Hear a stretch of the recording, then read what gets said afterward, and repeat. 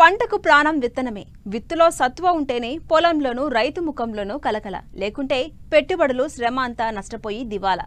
నాణ్యమైన విత్తనాలు నాటితే సరైన దిగుబడులు సాధ్యమై రైతుకు గిట్టుబాటు అవుతుంది. అంతా బాగున్నా కరువు రూపంలోనో, తుఫాన్లు, వరదల రూపంలోనో ప్రకృతి పగబడితే చేయగలిగేదేమీ ఉండదు. కానీ విత్తే పెను విపత్తైతే రైతు చిత్తు కావాల్సిందే. తెలుగు రాష్ట్రాల్లోని రైతులకు ఇప్పుడు విత్తనాలే పెద్ద సమస్యగా మారిపోయాయి. ఏవి అసలైనవో, ఏవి నకిలీవో చెప్పలేని పరిస్థితి. అందుకే విత్తే ముందే మొలక శాతం తెలుసుకోవాలని సూచిస్తున్నారు శాస్త్రవేత్తలు.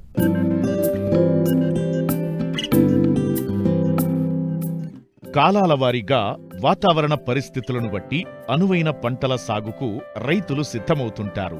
అధిక దిగుబడులు సాధించి మంచి ఫలసాయం పొందాలనేదే అందరి భావన. లాభసాటి పంటకు విత్తనం ప్రధానం. పంట వేసిన తరువాత దాని పెరుగుదల, దిగుబడులు చూసే వరకు విత్తనం నాణ్యమైందా, నాసిరకమైందా తెలియదు. కాని అప్పటికే రైతులు పెద్ద మొత్తంలో పెట్టుబడులు పెట్టేస్తారు. పొలం సిద్ధం చేయడానికి విత్తనాలకు, ఎరువులకు, నీళ్లకు, కూలీలకు ఇలా భారీగా ఖర్చు చేస్తున్నారు. అంతా చేశాక పంట ఎదగకపోతే మోసపోయామని గుర్తించి దిగాలు పడుతున్నారు. చేసిన అప్పులు తీర్చడమెలాగో తెలియక తల్లడిల్లుతున్నారు. విత్తన కంపెనీలపై ప్రభుత్వానికి, వ్యవసాయ శాఖలకు నియంత్రణ లేకపోవడం ఏటా రైతులు ఇలానే నష్టపోతున్నారు. పనికిరాని విత్తనాలతో సాగు ప్రారంభించి పెట్టుబడులు పెట్టి లక్షల రూపాయలను కోల్పోతున్నారు. కాబట్టి రైతులు విత్తనం కొనుగోలు చేశాక మొలక శాతాన్ని పరిశీలించి నాణ్యత ప్రమాణాలకు అనుగుణంగా ఉంటేనే విత్తుకోవాలని సూచిస్తున్నారు విశాఖ జిల్లా యలమంచిలి వ్యవసాయ పరిశోధనా స్థానం శాస్త్రవేత్త డాక్టర్ ఏబిఎం శిరీష. మొలక శాతం అనేది చాలా ఇంపార్టెంట్. అంటే రైతులు చాలామంది షాప్స్ నుంచి, డిపార్ట్మెంట్ నుంచి విత్తనాలు తెచ్చుకొని వేస్తారు. ఆయా కంపెనీలు వాళ్ళకి విత్తనాలు అమ్మకానికి పెడుతున్నప్పుడు వాళ్ళు కంపల్సరీగా విత్తనం మొలక అనేది టెస్ట్ చేసుకొని ఇస్తారు. కానీ ఈ వచ్చే రవాణాలో కానీ ఏదైనా జరిగి ఉండొచ్చు, లేదంటే ఒక్కొక్కసారి మొలక శాతం ఫెయిల్ అవ్వచ్చు. మనకొచ్చే బ్యాగే అంటే మనకొచ్చే బస్తాలోనే ఆ విత్తన శాతం మొలక అనేది తక్కువ ఉండొచ్చు. అది మనం అనేది మన లెవెల్లో కూడా టెస్ట్ చేసుకోవడం చాలా మంచిది. ఎందుకంటే ఒక్కసారి విత్తనాలు వేసేసాము అంటే మాత్రం మనకి బాగా దుక్కు చేసి ఇవన్నీ చేసుకొని విత్తనం నార్మడిని తయారు చేసుకొని మనం వేసుకుంటాము. దానివల్ల రిసోర్సెస్ అంటే మన కష్టం అదంతా వేస్ట్ అవుతుంది ఒకవేళ విత్తనాలు కానీ మొలక రాకపోతే. కాబట్టి ఏ విత్తనం ఎవరి దగ్గర తీసుకున్నా, ఎక్కడి నుంచి తీసుకున్నా సరే అడ్వాన్స్గా ముందుగా విత్తనాలు తెచ్చుకున్న వాళ్ళు కంపల్సరీగా విత్తనాల మొలక అనేది కట్టుకోండి. అది చాలా ఇంపార్టెంట్.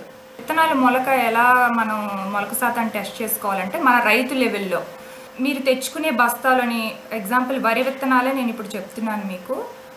తెచ్చుకున్న బస్తాలో బస్తా అడుగు భాగం నుంచి ఒక 50 గింజలు, పై భాగం నుంచి ఒక 50 గింజలు తీసుకొని 100 వరి విత్తనాలను తీసుకొని తడిగుడ్డలో కట్టి వాటిని ఒక 24 గంటల సేపు నానబెట్టి, అంటే రాత్రి మనం నానబెట్టుకొని ఒక 24 అవర్స్ నానబెట్టి తర్వాత తడిగుడ్డలో కట్టి వదిలేసి మనం ఒక చిన్న గిన్నెలో కానీ ఆ తడిగుడ్డతో పాటు వదిలేస్తే ఆ మొలక వచ్చేస్తాయి మనకి.